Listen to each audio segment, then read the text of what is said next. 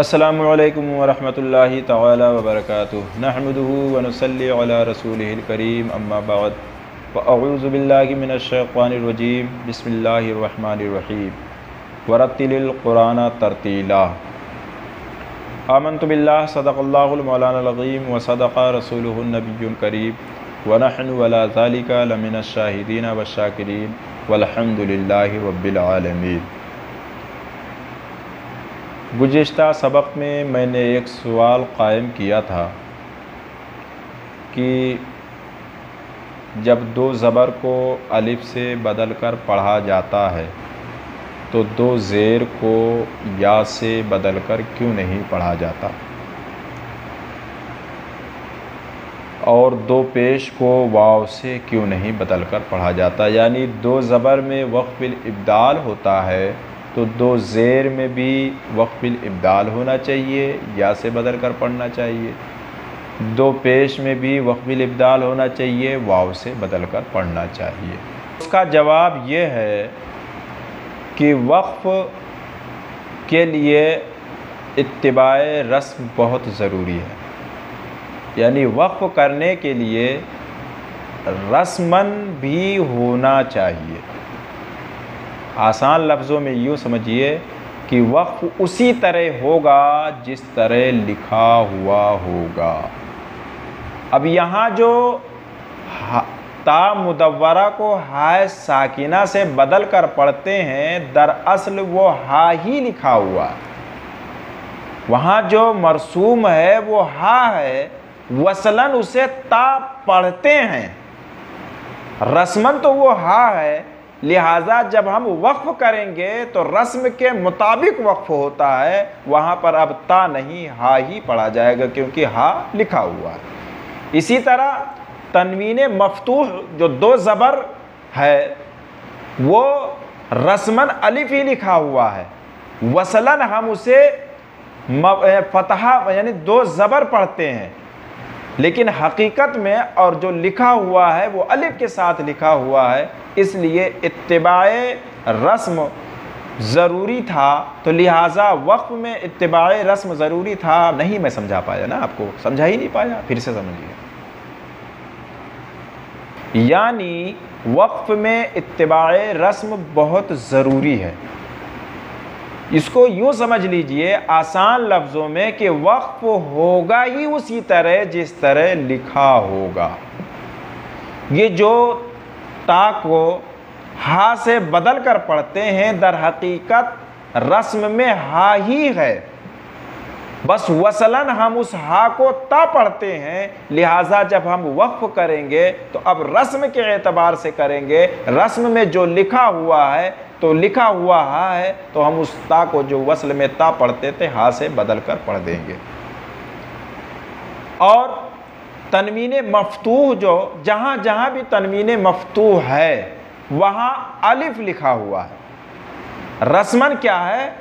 अलिफ है, बिल अलिफ है, अलिफ के साथ है। लिहाजा जब हम वक़्फ़ करेंगे तो अब इत्तिबाए रस्म ज़रूरी है वक़्फ़ में। लिहाजा वक़्फ़ जो रस्म के एतबार से किया जाएगा तो रस्मन अलिफ के साथ है, लिहाजा वहाँ पर हम अब तनवीन नहीं बल्कि अलिफ ही पढ़ेंगे।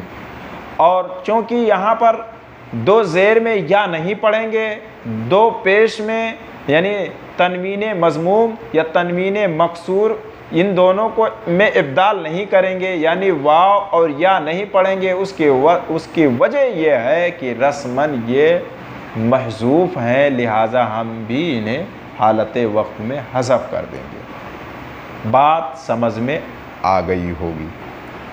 तो फिर से हम इबारत पढ़ लेते हैं कि वक़्फ़ का कायदा यह है कि आखिरी कलमा में हर्फ़ मुतहर्रिक को साकिन किया जाए और जो ताहा की सूरत में हो उसको हा से बदला जावे, और अगर आखिरी कलमा में दो ज़बर हो तो अलिफ से बदला जाए और सांस को तोड़ दिया जाए। बस अगर वक़्फ़ इनमें से किसी बात के ख़िलाफ़ होगा तो वक़्फ़ ख़िलाफ़ कायदा होगा, जैसा कि अक्सर इन बातों का लिहाज नहीं करते। बहुत से ऐसे लोग हैं जो वक़्फ़ ख़िलाफ़ कायदा करते हैं। तो मुसन्निफ़ अलैहिर्रहमा ने अपने ज़माने में देखा होगा कि अच्छा अंदाज़ भी है पढ़ने का, अच्छा लहजा भी है, लेकिन वक़्फ़ के क़वाइद को मलहूज़ न रखते हुए खिलाफ कायदा वक़्फ़ करते आए, इसलिए इसको लिख दिया और तहरीर फरमा दिया।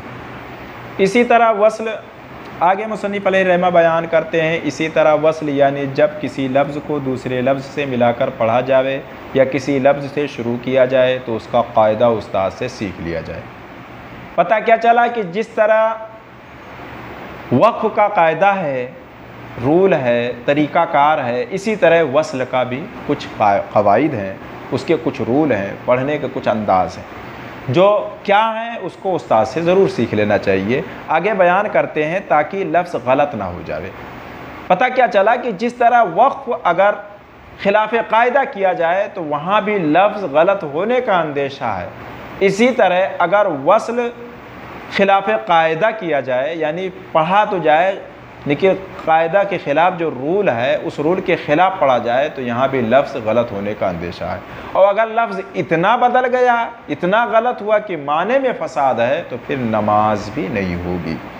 तो लिहाजा इसको ज़रूर सीखना चाहिए, क़वाइद को ज़रूर क़वाइद के तहत पढ़ना चाहिए ताकि लफ्ज़ और माने में कोई तब्दीली ना होने पाए।